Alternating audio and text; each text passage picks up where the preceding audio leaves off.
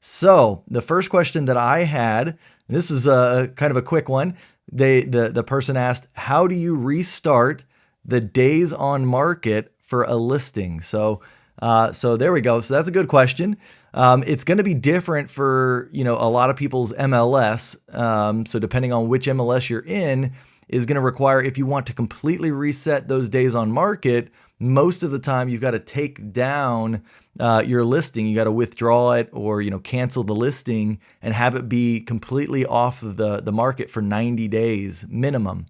Some, I think I've even heard some said it has to be 6 months. So it just depends on your MLS. But I think 90 days is about the standard for many of them. So on the 91st day, if you relist the property, then it will reset all of your days on market. And if your MLS is anything like mine, you probably have something that says days on market and consecutive days on market, which is like CDOM. And so like what ends up happening is even if you take the property down for 30 days and then you relist it or whatnot, then it's going to reset the days on market, but the consecutive days on market is going to stay the same. And then just so you know, I mean, even doing that kind of stuff, in my opinion, most buyers, or a lot of, definitely most agents will be savvy enough to kind of know, like, have seen it and they'll alert their client of it. But even on platforms like Zillow, Realtor.com, I mean, there's a listing history in there. So if you just scroll down far enough, you're going to see like listing was removed and then it was put back on. It has the price history and everything. So it's really hard to get like sneaky around that stuff and try and like do it to where, it's to your advantage, to help the listing. You're better off, trying to find, usually if it's a price issue, then, trying to figure that out. Actually go to the heart of the problem. Don't think that you're going to, get cute with the days on market and, taking it off, putting it back on, and that's going to all of a sudden solve all your problems.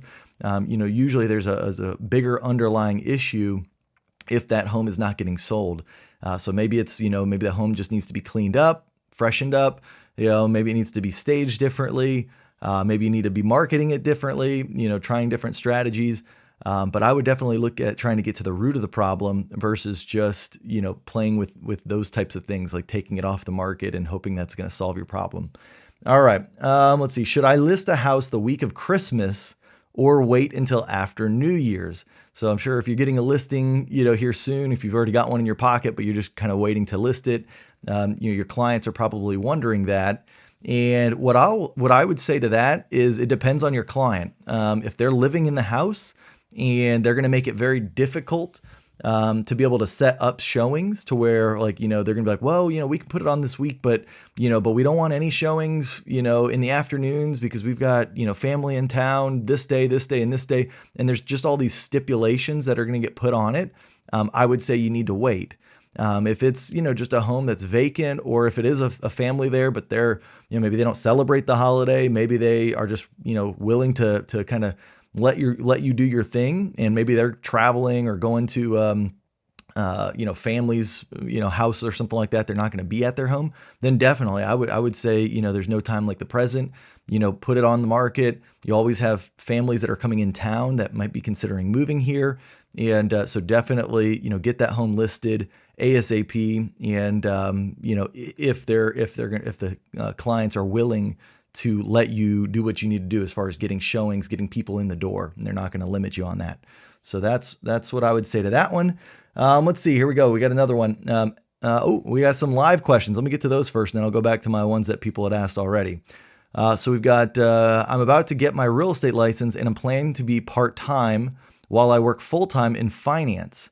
What's a good brokerage? 100% commission free, or a team? Well, Mike, I'll be honest with you. It'll be pretty difficult for you to get put onto a team if you're only going to be part-time. Most team leaders, especially the ones that are investing a lot and investing heavily in their agents, whether it be through lead generation or they're giving their time, their effort, their energy, most of them are going to want to make sure that time and effort and energy is going into a full-time agent. And usually even there's some teams that even require the agent to have had some experience already as well. So not saying it doesn't exist, but I think you're going to be pretty hard to find a team that will take on, a brand new part-time agent. And so, I mean, that's one thing to think about there. And then but as far as a brokerage goes, I don't know. I mean, 100% commission, you can sometimes, that's a trend. I see a lot of part-time or agents or just agents, that really don't plan to do a lot of business. They think like 100% is better because then all of a sudden, they're going to get to keep more of their commission. And maybe that's true. I mean, I feel like if you don't have, the highest aspirations to like grow your business, then maybe that will be okay. But if you do want to get like real estate to where it takes over a good portion of your business and make some money doing it, I don't think you're going to really grow as much with 100% flat fee brokerage. And so it's like you might need to find a brokerage that you can grow into. Maybe you spend a little bit more upfront, because, maybe you have to do a commission split or something like that. Maybe they have a monthly fee that you're going to have to invest in. But, I look at it like, what are your goals? Where do you want to take this? Like maybe you're part-time now, but you'd like to be full-time in a year. And if that's the case, like, you need to look at like, okay, I'm going to invest, maybe spend a little bit more than what I would spend at a part-time or 100% brokerage, but I'm going to get back, better training, better support, even as a part-time agent, all that type of stuff. And so, I don't want it to sound like a plug for my brokerage, but I mean, the cool thing I will say about EXP for part-time agents specifically is because we are cloud-based. I mean, you can access all of our training, all that kind of stuff online. You can watch the replays or you can attend live if you're available for it. So I think that's really, and so again, it's not necessarily like an EXP thing. I would say just look at like, the brokerage that's going to suit your time schedule and like, what you hope to accomplish. Factor that kind of stuff in more so than what you're going to spend, because typically your first few deals as a new agent, they're not going to be super high dollar deals. I mean, most of the time, most of the new agents that I see, their first home sales are usually the cheapest ones, right? And then you build up. And so like, I mean, we're talking not a whole lot of money. So you might be worried about giving some of your commission when really you should be worried about like, how do I get more commission? And then like, how do I get more business in the beginning? And how do I find something that suits my lifestyle? Like, provides me the support, the training, all that stuff that I need on my time schedule. That's kind of be, more of what I'd be curious of. So anyways, all right, let's see. We got another one. All right. I'm working. Akasha asks, I'm tired of, let me see if I can add this to the broadcast here. Here we go. Yeah, it looks like that worked. I am tired of working both my full-time job and real estate part-time as well. How could I be out of my full-time job and pursue real estate as your full-time career? Yeah, great question. I mean, as far as that goes, it is like the chicken and the egg, right? Like, I mean, I work with part-time agents a lot that want to get into full-time. And I always tell them, like, I mean, sometimes you do have to kind of just take that leap of faith. I mean, not to where like you're going to put your family in a bind or put yourself in a bind, financially where you're going to be stressing. But like, I mean, you need to, really hunker down. Like if it's a financial thing and like, you can't quit your current job because it pays your bills and that type of stuff, then you just got to hunker down and like save a ton of money, save as much money as you possibly can to where you've got, at least a solid like 3 to 4 months. But if you can get 6 months of like expenses to where, they're going to be covered, even if you didn't close a deal, like that's what I would do. So, I mean, if you're part-time real estate right now, take those commissions if you are selling some homes and like save those, to where like you literally have a back end of money that you could then quit your job, cold turkey, like literally go in and quit. And then when you become a full-time agent, that's when I see the exponential growth. Like that's when you really can become, a very, very good and very, make a lot of money doing it. And so that would be my thing is like, I mean, don't do it if you're not going to have enough money to pay your bills and you're gonna be stressed out. But if you can have that runway financially to be able to give yourself, 4 to 6 months, and you have to know yourself too. Like, I mean, are you like, when you do this change, are you going to be committed to it? Like, are you going to really, not just, take the flexibility and the freedom that real estate gives. And now that you don't have a job, be like, oh, like, this is great. Like, I don't have to do anything.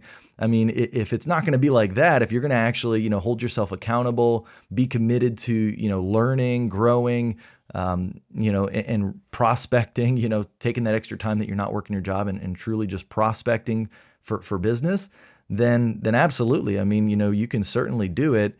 And it does. I mean, it's just like you have to sever that tie and go after it, but make sure that you do it with, with some savings and then have your plan B, like where you're not completely burning the boats, right? I mean, like I always say like, hey, it's not a bad thing, if you're that type of person and you can burn the boats, but at least have something where it's like, hey, if this wasn't working, or if you just didn't like it and it wasn't, what you need to do, like what would you do otherwise, right? Like, is there a similar company in your industry that you'd possibly getting out of that you could go get rehired or something like that? Like, to where it's like, hopefully you'd never have to do that. But if you did, if this didn't work, you could always have that plan B, right? So like that's what I would say there. Let's see. Go to the next question here. All right. Mike asks, are you seeing super low inventory now because of Christmas or a larger issue, expecting more listings coming early Q1? It's interesting. I have seen super low inventory here, and that's pretty typical of the holidays, like after Thanksgiving through Christmas, through the New Year's. I mean, you're going to see a big pop of listings come like January, the first part of it. That's just always what ends up happening. So I would say, Mike, look at your historical, data within your MLS, or ask other agents who've, maybe been in the business for a couple of years in your market. Because again, it is also market to market. But I mean, in general though, around the country, most of the time we do see, lower inventory for the holidays. So let's see, expecting more listings. And so, yeah, I definitely expect more listings. And then the biggest time that you're going to see the biggest influx of listings is going to be like, April timeframe, March, April timeframe, as, people want to start getting their houses on the market so they can start looking to move during the summer, all that kind of stuff. All right, let's see. We've got More Than a Real Estate Agent. What's going on? Good morning. I'd like to do more YouTube content for realtors. What streaming platform is this? StreamYard? No, actually, this is called Ecamm Live. StreamYard is really good though too. I've used both. I just prefer Ecamm just because it gives me a little bit more flexibility. Like I can kind of customize it a little bit more to my liking. And so that's what I'm using. I think, I'm sure you can probably do this on StreamYard too, but just like being able to set up these like different overlays, like how you see here, kind of like on the bottom there, the top right where it says live, those are basically overlays that you can create. I'll have to do a video probably on how to do it. It's not super complicated. I just do it inside of Canva, and it works really good. But yeah, it's, it allows me, I can kind of change up the views. Like there you go. I can, change the different camera angles that I've got. Here's another camera angle I got on my my webcam, but here I'm just using my main camera right there. So, all right, let's see. So good question there. Got Mike, got another question here. Let's see. Let me add this to the broadcast. He says, reaching out to high volume agents to find a mentor off of LinkedIn and email. As a mentor yourself, what is the most effective way to connect? Yeah, great question. So what I would say, because at this point I'm assuming, so you're the one that's like saying you're, kind of part-time, you're working a full-time job right now, I believe in finance. And so, but you're also looking for a mentor. I think the best way, like if you were going to reach out to me, and you wanted me to mentor you, like if there was, for one, there's obviously got to be, value both sides, right? Like, so you've got to figure out like, what could your value be to the person that's going to be mentoring you? I hate to say, like, like nobody like wants to work for free or whatever, right? Everybody needs to, earn a living and all that kind of stuff. And if they're giving up their time to mentor, there should be something on your end. And so like, I think there's two things that come to mind. One is like, hey, for one, just being real with the person, right? Like when you reach out to them, I would try not to make it like a templated thing, like really try and, key in on like, hey, I follow your stuff. Like I really, like what you're doing. I respect you and the training that you're giving. I would love it if you'd be willing to consider, mentoring me, I'd be, happy to jump on a call with you just to show you my personality, who I am, and that I'm serious about this. Because the biggest thing I think for me that I guess like I get most frustrated with, I would say, is like when I give a lot of effort and energy into somebody and and I'm like working harder than they are. It's like I'm the mentor and like I'm trying to pour more into them than they are into themselves.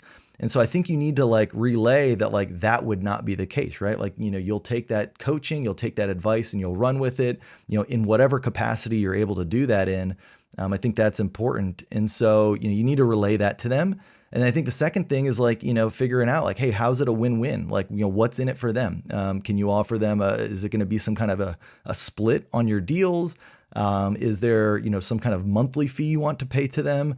How is, or are you going to do work for free to them? I mean, like, you know what I mean? Like, I'm sure there's things in people's business, like even in my business, like if, people wanted to do certain things like, hey, and I'm willing to do, sometimes when you just say like, I'm willing to do anything, I think maybe be a little more specific, like find out what are your skills today? Like, what are you good at? Like you say, you're in finance, maybe there's some stuff you could do, like you could exchange your services, what you're good at, for, in exchange for what they're doing, right? So like take your finance skills and say like, hey, look, I don't know if you can do like bookkeeping or if you can just, run a P&L or do that type of stuff. Say like, look, I'd be happy. I do finances all day long.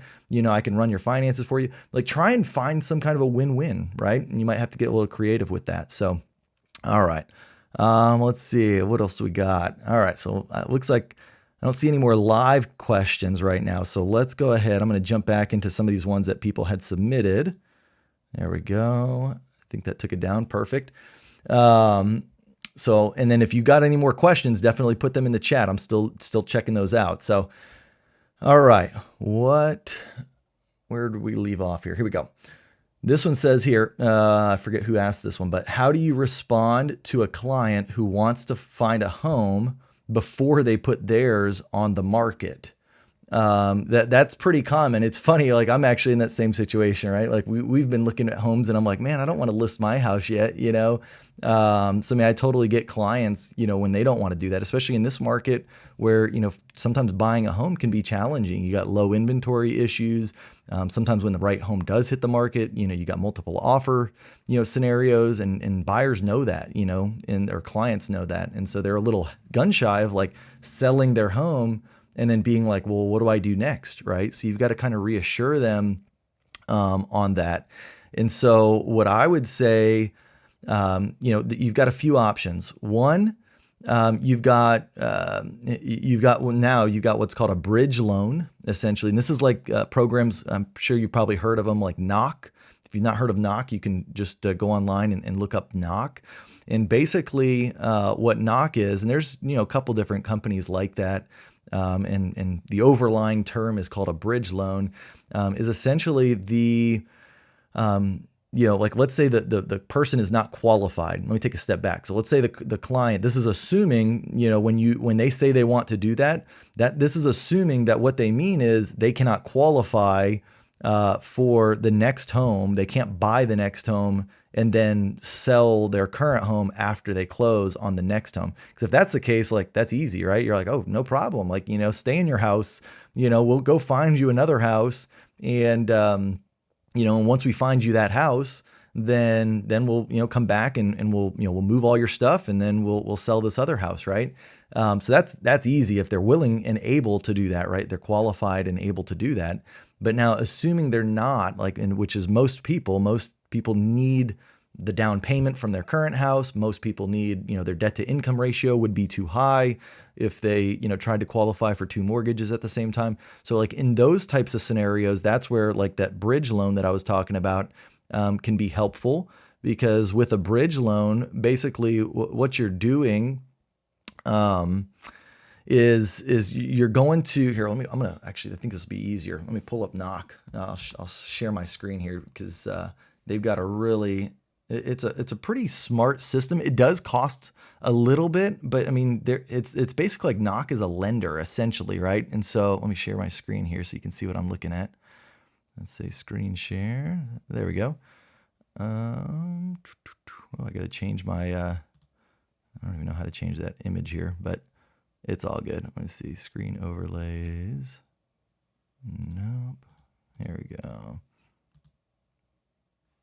Oh, that's not it. All right, well, you can't see me, but that's all right.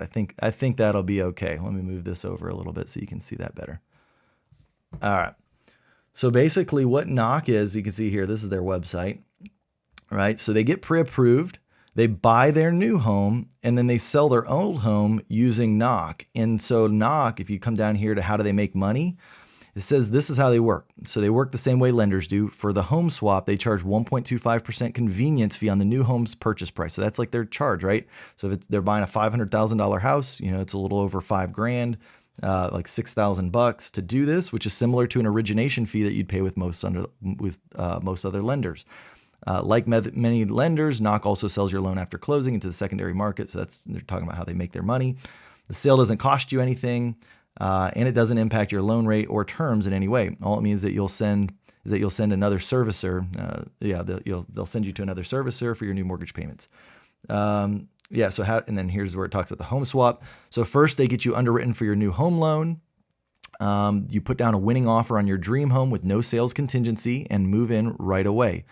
You'll pay the mortgage on your new home, immediately building equity, and knock will reimburse you for your old mortgage payments with the knock equity advance for up to 6 months. They'll also advance you up to $25,000 for your old house to get it ready, listing it onto the next market. And so now, obviously, this is really, it is a great option. However, there are qualifications. Not every person's going to qualify. Not every home is going to qualify. And so this would be an option where if your client, and let me switch this back over here, default. If your client was, having an issue, or, that's the only way they were going to be willing to make this move, you could tell them to explore that option and see if knock is right for them. And if it is, then great, then that gives you another ability to do that. So to where they can basically move into the next place. So that's another option for you to do. Let me pull up my original question here and just make sure I answered it the right way. Okay. So basically, you have the option where they can buy the home, move into it, sell their other one if they qualify. And then if they're concerned with, but then I do also want to take my money from this house and I don't want to have such a high payment, they can do what's called a recast loan. So this is going back to the first way, where basically if they do qualify for that new home while still keeping their old one, then basically they can do that. But what's going to end up happening is then they might be like, I can do it, but my mortgage payment's going to be super high because what I was planning to do was take this money from this house. Say, hey, no problem. Most lenders will allow you to do what's called a recast loan, where basically they get that higher mortgage payment, and then once they sell their other home and they get the proceeds from it, they can push it over to their new mortgage and they'll recast the amortization, the payment, all that kind of stuff. It's almost like basically being able to do a refinance, without having to pay the fees and all that kind of stuff. And so it's not, you got to make sure the lender does offer it. You got to make sure, there might be a little charge associated with it. But that would potentially be an option as well, just so you kind of can have that in your back pocket and know about it to bring it up to see if that might help get the deal going. And then the last option, and this honestly, if you have a serious conversation with the person, with your client, this is usually what ends up happening. I would say in most of the scenarios that I was a part of or that I've been a part of, is that you just say, look, here's the end of the deal. We can list your current house. You don't have to accept any deal unless you absolutely feel it's the right thing to do.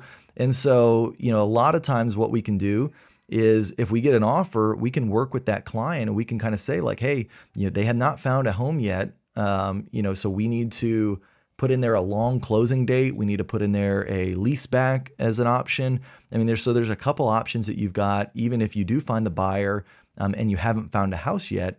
And so, we could do a 90-day close. We could do, a 90-day lease back after closing. So, that's going to give you 3 or 4 months to find a home, and typically when you have the home under contract, even if it's not closed yet, your buying power is much easier versus if you're contingent trying to lock up an offer. And so even though you might be concerned that you won't be able to find a house and get it under contract, typically what I've experienced is that you will be, because now, you're not contingent. You're going to be, looked at much better from on the buy side when you're making offers. And so, I mean, let's take that option and see how it goes. And so sometimes they'll think about it and decide to go that route. All right. Next question. Let's see. How do you handle a buyer that insists on viewing homes that are way above their max budget? So that's a good one. You're going to get this, probably quite often, right? Where somebody is qualified for a certain amount, but then they are like, well, but I want to go look at, something that's 350 and they're approved for 300, right? What I would say in that situation, first off, is I would say, like, we can, I work for you, but first, like, we need to see, like, can you qualify for that price of home? Like, sometimes people will only get qualified, for a smaller amount than actually what they want. Cause they might tell the lender, like, hey, I only want to keep my payment at this much, or whatever the scenario is. Right. Or the other thing is maybe the person's got, 50 grand to put down on the property. Maybe they're getting, gift funds or something, right? Like, there's something that you don't know yet. And maybe the lender doesn't even know, or they had, incorrect. And so you just got to make sure before you just, like, blatantly say, like, no, we can't do this, or you try and, be stubborn about it or something. Like, make sure you know the whole picture. But then, if they truly cannot qualify, you've talked to the lender, they've talked to the lender, there's no, like, different scenario that you haven't thought of where they're going to be able to get extra cash proceeds, and then they're still just wanting to look at more expensive homes. I think that's just when you have to have set the right expectations and say, hey, look, well, here's the deal. A lot of times, for one, if you're looking at brand new properties, like, that are just hitting the market, not only are they going to not go, under what they're asking, they might go above, right? And so, in those cases, we'll probably be wasting our time.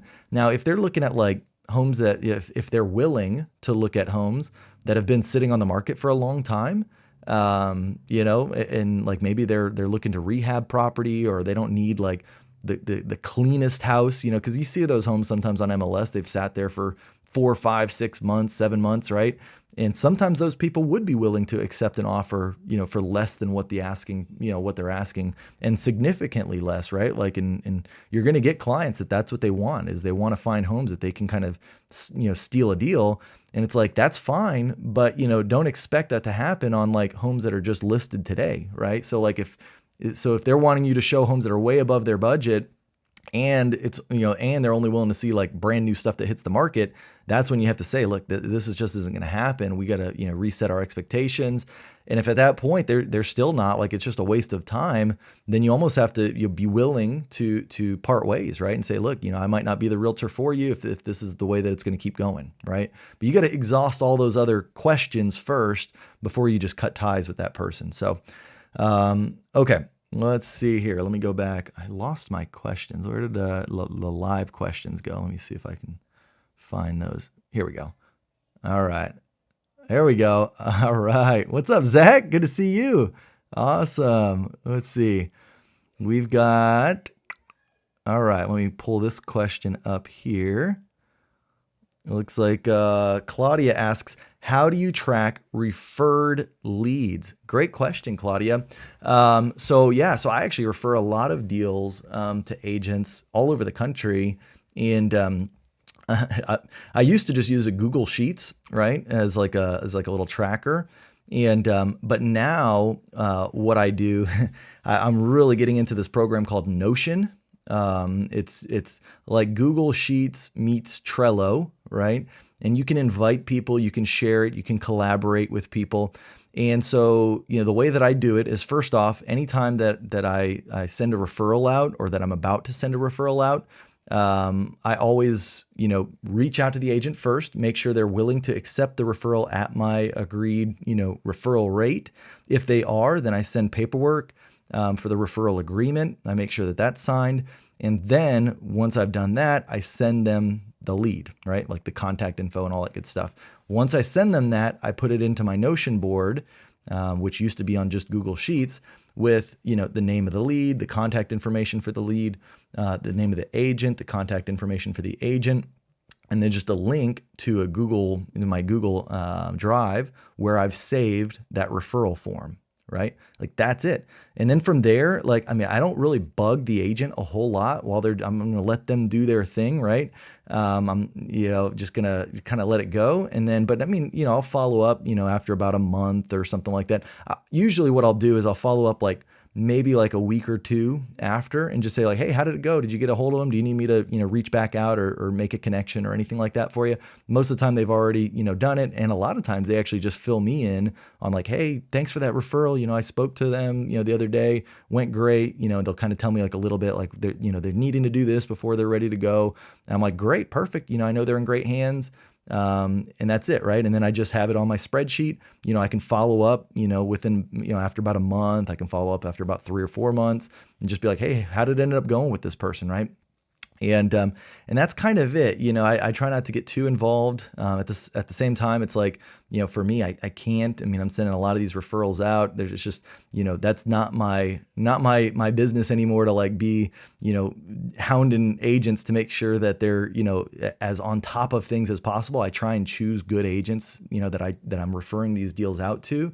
That's the other thing is like when you're vetting an agent, you know, make sure that they've got production, make sure that, you know, you can give them this lead and they're going to do the best that they possibly can with. That doesn't mean that they're going to always close it, you know, and you can't like second guess yourself and be like, man, I should have given it to a different agent. Like, you know, like give it to the best agent, you know, and then hope that they do the best that they can with the lead and then follow up, make sure that if it does, you know, get a deal under contract that you're going to get credit for it. And so, yeah, so I think that's the best thing you can do there. All right, let's see. I think do you ever connect with the referred lead? Oh, yeah. So, and then, yeah, as a follow-up here, I'll add this one to the broadcast here. Do you ever connect with the referred lead? Absolutely. You know, I like if they were referred to me or if I knew them, I have a relationship and I'm referring them to somebody else, then by all means, yeah, I definitely will. And I'll just, you know, kind of check and say like, hey, you know, how's everything going? I just wanted to follow up. I know that, you know, John's a great agent or, you know, Susie's a great agent. You know, you're in great hands, you know, all this, like I'll always try and lift up the agent that's working with them. But I will reach out and just, you know, that's kind of like your fact checking, right? Like hopefully, you know, it's trust but verify. And so, you know, you want to trust the agent, but at the same time, like just make sure, like if you hear like, oh, well, yeah, we closed on a deal, you know, a month ago with that agent. I'm like, all right, well now I might have to do something. That's never happened, but I mean, I've heard of, you know, those types of things happening, but that would be really the main reason. But then also it's just to, you know, keep relationship. Like this person, you know, they originally came to you and then somehow you referred it out, right? So if they came to you first, it is a good, you know, service to just follow up and make sure that, you know, that they're still being taken care of and they feel like they're in good hands. So yeah, absolutely. Good questions. All right. So let's hop back over here now. We've got, does a room need a closet to be considered a bedroom? It does not actually. I learned this a while back. So you don't need to have a closet for it to be a bedroom. You do need to have a window though for it to be a bedroom. Interestingly enough, at least that's in Texas. I think that's pretty common around the country, but maybe your state's different, your building code's different or whatever. But here you technically do not need to have a closet for it to be considered a bedroom. Okay, let's see. What's my favorite thing about working in real estate? Ooh, good question. I would say my favorite thing about working in real estate is that I've been able to do a lot of things in it. I feel like I am pretty, I don't know if I'm like ADD or what, where like, you know, I get like, there's so many things that I want to do, right? Like I've got big goals, I got, you know, big vision. There's always new things. Like I'm always excited to learn new things, and real estate is, you know, it's big enough for all of that, right? Like I've never been bored in it. Like there's always been more that I can learn and do and, you know, help people. There's a lot of people you can help in this business, whether it's agents, whether it's clients, and it's a big decision, right? So it's not like, it's not anything like small. So you feel good. You feel like you're doing a substantial amount of work, and you're accomplishing a lot. And so I think that for me is just like, it doesn't feel like work. I probably could never ever have a 9 to 5 job. Like I've never had a 9 to 5 job. Even when I was younger, it's like, I've always been kind of commission based or tip based, right? Where I can make, up to the level of the service that I can give, right? And so I like that aspect where there's like, you kind of control your own destiny. And it's a freeing experience. It's not that like, I probably work more than most people that have 9 to 5 jobs. So it's not about like, working less or something. I'm not trying to like not work. I enjoy working. So that's not the thing. It's just that like when you enjoy what you do, it doesn't feel like work. And so that's what I love about real estate is that I can do this and enjoy doing it. And and then it can pay your bills and then some, right? You can do really well in this business. And so I think that's what I love about working in real estate. Okay. How do you generate $1 million in GCI, gross commission income? All right. So good question. So we can talk about this from a couple angles. All right, Zach, good to see you, man. Thanks so much for jumping in. All right. So we've got, so the technical answer for how you generate $1 million in GCI, at least for me here in my market with my average price point, is I would need to sell around 120 homes. And see, like, I think that's where it starts, right? So many people that they'll be like, how do I make this much money? The answer is actually very easy, right? Like I need to sell 120 homes. Like that's how you make $1 million in GCI. My average gross commission income is a little over $8,000 per transaction. And so 120 deals gets me to $1 million in GCI. So now the better question is, how do I sell 120 homes, right? And I know from experience, I can sell 70 to 80 homes myself, like with one agent, right? Like you should be able to sell up to 70 or 80 homes yourself. Now, that's of course, I'm talking in generalities. There's different situations. Like maybe you do like luxury real estate in, San Diego or something like that. For one, you're not going to need to sell 120 homes like I would here in San Antonio. But then you also may say like, I couldn't service the amount of people because, my clients expect this amount of, touches or this, level of, whatever it is, service. And so you might say like, I can't do 80 deals myself. I can only do 30 deals. I'm not telling you that you have to do 80 deals yourself. I'm just saying like in my market with my types of homes and stuff like that, like I've done 70 to 80 homes myself, in a given year. But you got to have some good systems to do that level of deals, right? So typically you got to have some kind of leveraged support. You've got to have a transaction coordinator. You might have to have some showing assistants or maybe even a full-blown buyer's agent. I think you could do it without a buyer's agent, but showing assistant, the difference is basically just that, you're paying somebody per transit or per house to go out and show for you. Whereas like a buyer's agent, you're literally pretty much just giving them that lead and then they're running with it until it closes. And so showing assistants obviously don't take up, as much you don't have to pay as much because you're paying for them to show the homes. And you could do the 70, 80 to deals, as what I was talking about. But to get to 120, that's where, again, now at this point, we're talking, you're going to definitely need to have a team, right? Like actually like support team and like an agent team, I would say. I think there's very few agents that would actually be able to sell 120 homes themselves, without any, buyer's agents or a listing agent or anything like that. And if you did, you wouldn't want to do it for very long, just in my opinion. But, then now it's like you're at the point where you've got to start looking at having a team and all that. But before we even go there, what I would say there is, how do you generate $1 million in GCI?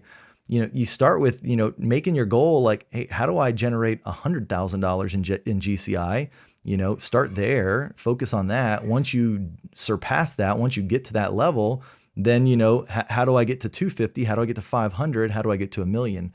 Right? Because like, if you can get to 100,000 in GCI, you can get to $1 million in GCI. It's just different things in your business that you need to grow into.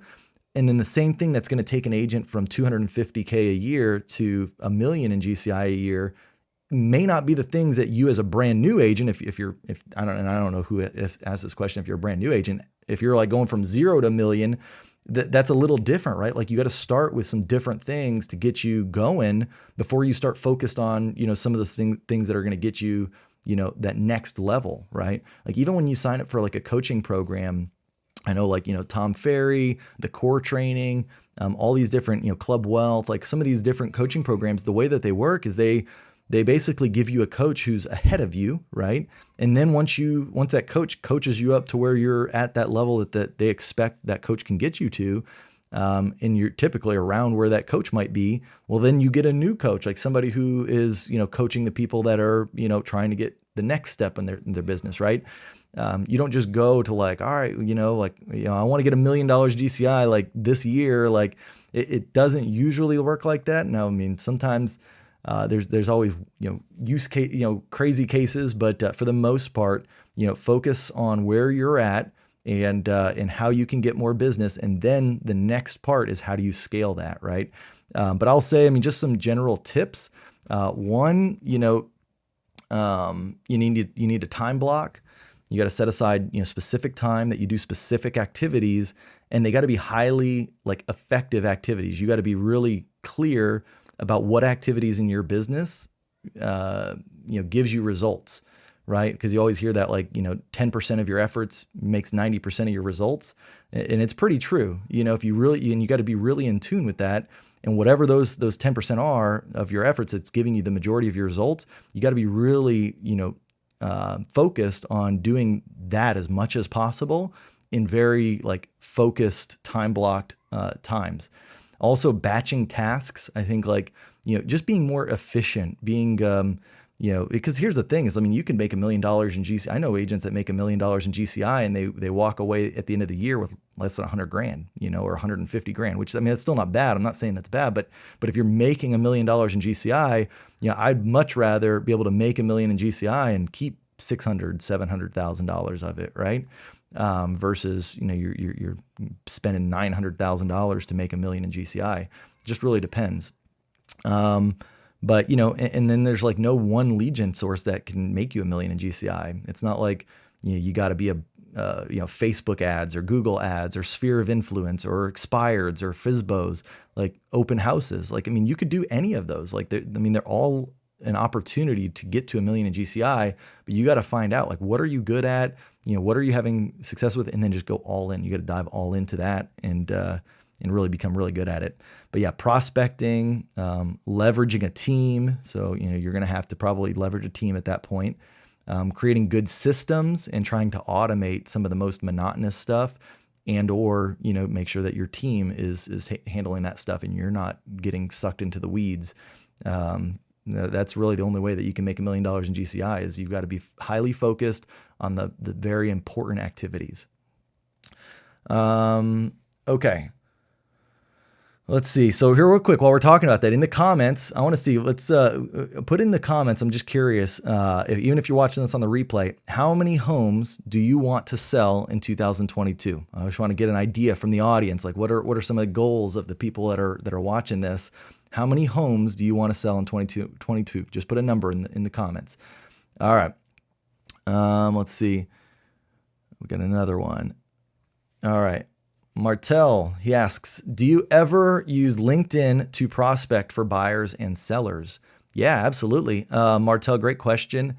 Definitely. I have done it. It was not ever a big part of my business.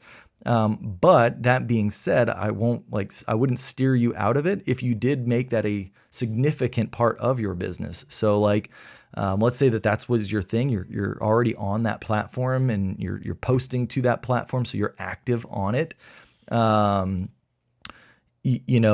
would highly recommend if you're active on that platform to then, use it to reach out to people. LinkedIn's a great way to network with like-minded, business people. And it would just be like any other, Facebook or Instagram. It's a different audience. You got to find out your audience, the people that you're around, your clients today, if you've got clients already, like, where are they hanging out? Are they hanging out on LinkedIn? Like, are they business professionals where that's like their thing and they're on there? If so, then by all means. I mean, I wouldn't steer clear of that at all. Like, I think that LinkedIn is, it's getting bigger. It's not big, compared to Facebook or Instagram or some of these other ones. But I think when people are on it, the ones that choose to be on it, like, they know that it's more for like networking and that type of thing. So they're maybe not as offended if you're reaching out for some kind of, business proposal, or, hey, I want to work with you. I want to help you find a house. They're a little bit more receptive to that type of stuff. And if you've got your, if you've got your spiel down and you're doing it enough where you're consistent in prospecting to new people, and you're focused on just building relationships more than just trying to sell them the second that you start to build the relationship, then I think you can do really well, But yeah, just use it as a tool to connect with people. And I mean, the thing on there is, there's just going to be on LinkedIn, a lot of people have profiles, but how active are they, right? So you're going to have to get on there, find the people who are active on it. Because I mean, I know some people will send me messages on there, or I'll send other people messages on there, and they don't, might not see it for a week, 2 weeks, a month, right? Like, you just never know. So I would say try it, and you'll see pretty quickly if you like to do it, if two, if it's bringing in the type of people that you'd like to work with, and three, if people are receptive to it, right? Like, if it's actually working, if it's efficient. And if it's not, and you've given it 3 months, at least, I would say, where you've consistently prospected, you've tried different, introductions, you've, followed up with the people, you've done all the right things, then you can cut ties. But I think if you do all that stuff, you're going to find some success on there for LinkedIn. Also, I mean, I know there's groups on LinkedIn. So, I mean, you could go into groups, you can contribute to those groups, add to the discussion, get people to follow up with you, once they see your expertise. So yeah, I would say it's no different than, trying to do some of the stuff that people are doing on Facebook with groups and whatnot. I know a lot of agents that have success going into groups, becoming the expert, giving value. And then they get a lot of people that reach out, whether it's through like their neighborhood groups, maybe it's some kind of like a community thing, something they're into, like a hobby group. So yeah, taking that same strategy, that'd be my recommendation there. So all right, cool. I'm seeing, I got a lot of people throwing out their numbers. Love to see that. All right, let's see. Hey, Kyle, I see your website. Oh, here, let me take this question down and add this other one. All right. San Antonio Realtor asks, hey, Kyle, I see your website isn't a KV Core website. Any reason why you chose a sister platform, easier to find you, or ? Yeah, good question. So I do have I do have a KV Core website. It's just not my main, kylehandy.com. My KV Core website is kylehandy.exprealty.com. And basically what that is, I mean, EXP is my brokerage. They're the ones that provide KV Core to me. And so that's, sits on their domain essentially.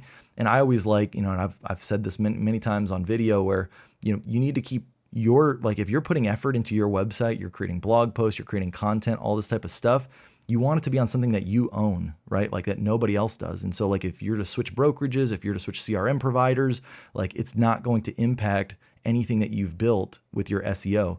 And so for the longest time, what I used to do is on kylehandy.com, which is my main site, that's the domain I own, as I would have a link on there that would say like, interested in San Antonio real estate, click here, and then it would forward them over to my KV Core. But I've since even just taken that off. And now what I've found is that I just say like, hey, are you interested in working with Kyle Handy? Click here. And then that basically gets them to my funnel for being able to distribute out that referred lead versus taking them to my KV Core and all that kind of stuff. I honestly don't want them on my KV Core because I'm not going to be the one servicing them as a client, as a buyer seller. I would rather, get them in touch just as a lead, get them in touch with the person I want to refer them to, and then let them go get on their KV Core site or get on their CRM site or whatever they're using. That's just kind of my thing, but that's, but if you aren't doing what I'm doing, then yeah, you might want your KV Core site to be your main site, and that's totally fine. But just realize it's, it still applies what I said, where you want to own that domain. So I know with KV Core, if you go into the marketplace, you can actually purchase a vanity domain, and they'll set it up for you. And, basically you'll own that domain. And so, you could have it be just, your name. I'm sure you can't get sanantoniorealtor.com, but whatever your name is.com, or if you have some different branding or whatever, put it at that. And then it'll look just like your KV Core site does now, but it'll be on the domain you own. So that way, if you ever were adding content, or if you built up any SEO, like search engine optimization value, SEO value for your site, then you can take that no matter what you do next. So, all right. Got Mike. Mike says 3 homes. Martel says 7 homes. San Antonio Realtor says 30 homes. Love it. All right. Mike's in San Diego. 3 homes there. That'd be a good year just in San Diego, do 3 homes. All right. Let's see. Maria. Let's see. What is she saying here? Let's add this here. Listing agent was having problems communicating with his seller. Okay. He made a 3-way email and suggested I talk to the seller. I did not reach out. Is that legal, or is it an etiquette issue? Yeah, great question. I think that's more of an etiquette issue. I don't know. I mean, that's his client. I wouldn't feel comfortable as the buyer's agent reaching out to the seller. That's kind of his responsibility. I think, the answer I would go with on that is I would talk to my broker, see what the broker suggests, but I can't imagine the broker would suggest you reaching out to their client. There's just a lot that could go wrong there, right? Like, I mean, if you accidentally say something that you shouldn't, and then now it's like you're not really best representing your buyer, you could be in trouble for that. It just you don't want to be in the middle of that situation, right? Like, that's why we have listing agents and buyer's agents, and we stay separate, right? And then, and if that's going to be continue to be the case, and it's like affecting the deal and your client's getting really upset about it.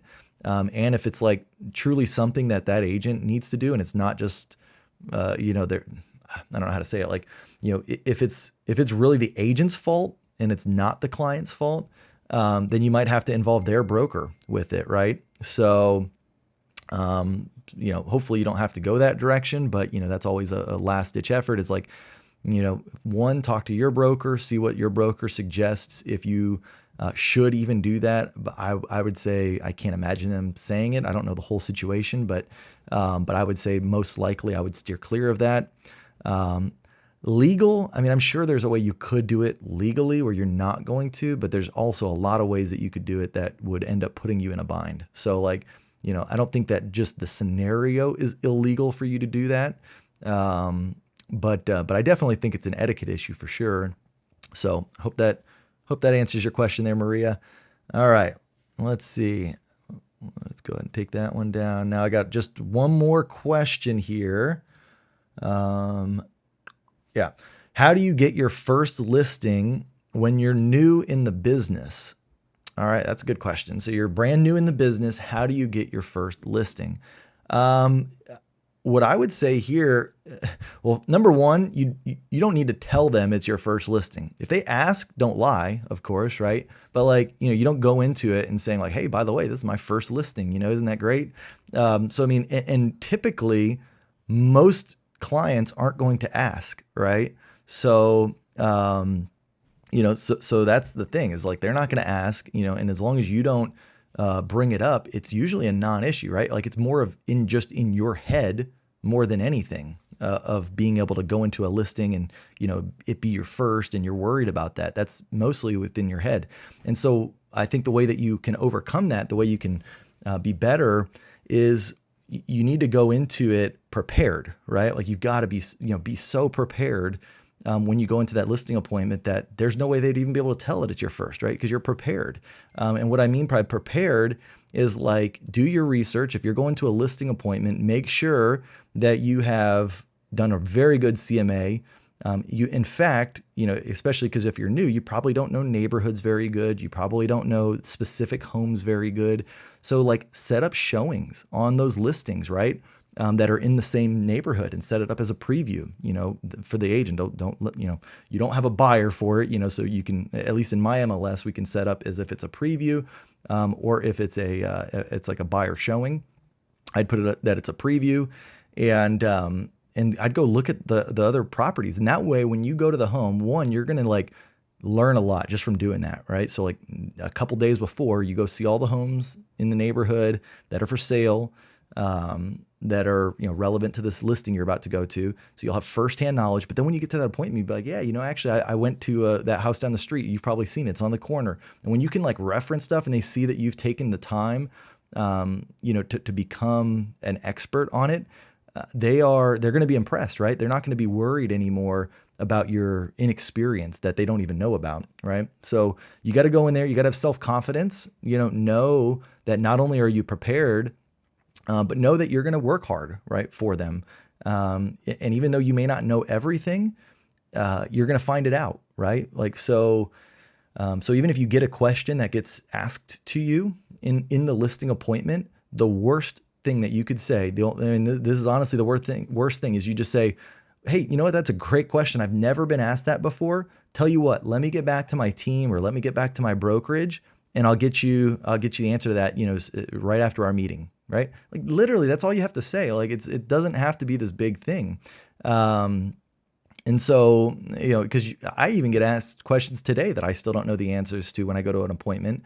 And that's how I handle it. And most clients are fine with that. They're not ever going to worry, or be upset about that. So that's not a big deal. But yeah, and then also you can use your team or your brokerage as leverage. Say, hey, by the way, and like, let's say they did question your experience, and that did come up, then what you could say in that situation is like, hey, I may be new, but I tell you what, one, you can tell that, I'm a hard worker. I'm going to work, night and day tirelessly. I go above and beyond. I went and looked at all these properties before I came out here. You can just tell that I'm passionate about this. But number two, if I was to ever be in a bind or, even just to like make sure that your property is, the best well presented, I'm going to go out there and I'm going to, talk to my team. I'm going to talk to my brokerage and just make sure, because like the team and brokerage that I've got behind me, they are X, Y, and Z, right? And I'd start spouting off the stats of my team and or my brokerage. Like, hey, we sold this many homes this month, or we sold,